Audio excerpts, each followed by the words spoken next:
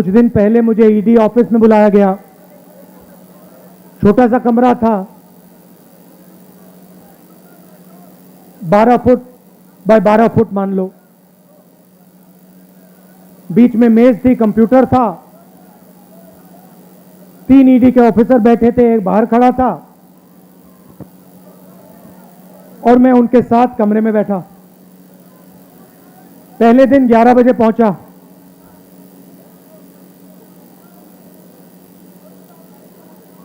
शाम हुई, मैं ज्यादा कुर्सी से नहीं हिला। वो बीच में उठ जाते थे, चले जाते थे। उनके जो सीनियर ऑफिसर थे उनको इंस्ट्रक्शन की भी जरूरत थी, तो वो निकलते रहते थे, आते थे। तो रात को 10:30 बजे मुझे कहते हैं, राहुल जी एक बात आप हमें बताइए, आप यहां सुबह से बैठे हैं, आप कुर्सी से उठते नहीं हैं, आप सीधे बैठे रहते हैं और 11 घंटे हो रहे हैं, 11:30 घंटे हो रहे हैं, आप बिल्कुल थके ही नहीं हो। हम थक गए हैं मगर आप नहीं थके।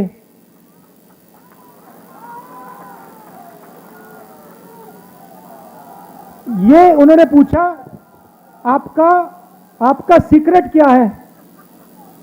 मैंने सोचा और मैंने कहा कि इनको सच्ची बात नहीं कहता हूं, दूसरी बात कह देता हूं, दूसरा कारण कह देता हूं, मगर मेन बात नहीं कहता हूं। मैंने कहा कि मैं विपासना करता हूं, उसमें बैठना पड़ता है, तो आदत लग गई है, मुझे कोई प्रॉब्लम नहीं, 6, 7, 8, 10 घंटे बैठा दो, मुझे कोई फर्क नहीं पड़ता। तो फिर उन्होंने मुझे पूछा, विपासना के बारे में पूछा, मगर सच बात तो मैंने उनको नहीं बताई। आप जानते हो सच बात क्या है? सच बात यह है कि उस कमरे में राहुल गांधी अकेला नहीं बैठा था। उस कमरे में राहुल गांधी के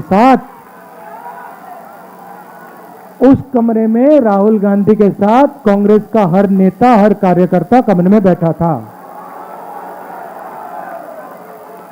आप एक आदमी को थका सकते हो, मगर आप कांग्रेस पार्टी के करोड़ों कार्यकर्ताओं को, नेताओं को नहीं थका सकते हो।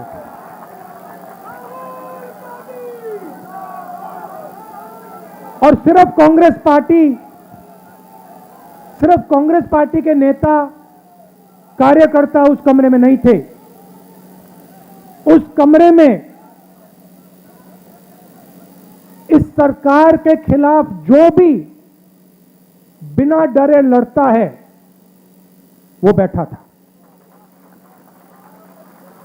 ठीक है, उन व्यक्तियों को स्पेशल इनविटेशन ईडी ने नहीं दिया, मगर उस कमरे के अंदर जो भी हिंदुस्तान के लोकतंत्र के लिए लड़ रहे हैं वो सब के सब मेरे साथ बैठे हुए थे।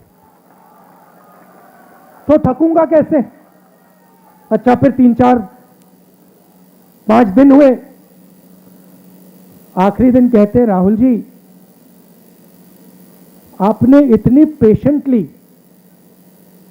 सवाल के जवाब दिए, हर सवाल को आपने सुना, आपने जवाब दिया, फिर आपने चेक किया, तो इतनी पेशेंस आप में से आपको कहां से मिल गई? मैंने कहा भैया ये तो मैं आपको नहीं बता सकता। वो पहले आपने थकान की बात पूछी, मैंने विपासना बोल दिया, मैं पेशेंस का नहीं कह सकता आपको। आप जानते हो पेशेंस कहां से आई? कह देना था कांग्रेस पार्टी में 2004 से काम कर रहा हूं। पेशेंस नहीं आएगी तो क्या आएगी?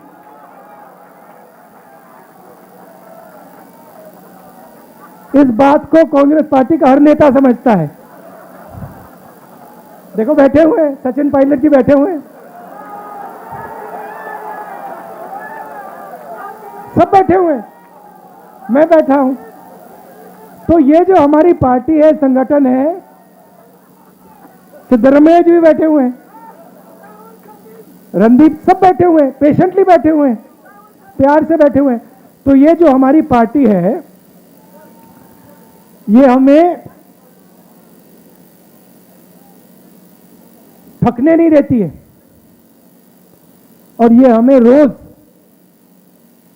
पेशेंस सिखाती है, और इसी से हमें स्ट्रेंथ आती है, इसी से हम लड़ते हैं। उधर पेशेंस की कोई जरूरत नहीं, उधर बस हाथ जोड़ दो, मत्था टेक दो, सच्चाई मत बोलो, काम हो जाएगा। तो सबसे पहले मैं आपका धन्यवाद करना चाहता हूं कि आपको लगा होगा कि राहुल गांधी 5 दिन 3-4 ईडी ऑफिसरों के साथ अकेला बैठा है। आप गलतफहमी में हो, आप सब मेरे साथ ईडी ऑफिस में बैठे हुए थे,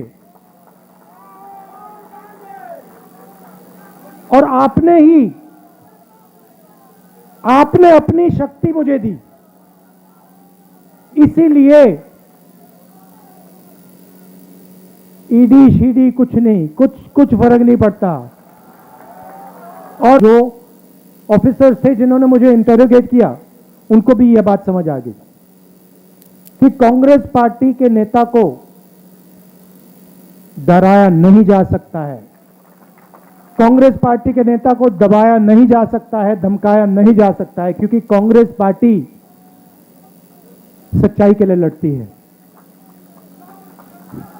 सच्चाई में पेशेंस की कोई कमी नहीं होती, सच्चाई कभी थकती नहीं है। झूठ जरूर थक जाएगा, मगर सच्चाई कभी नहीं थकती, सच्चाई में पेशेंस की कोई कमी नहीं हो सकती। तो मैं आपको दिल से धन्यवाद करना चाहता हूं।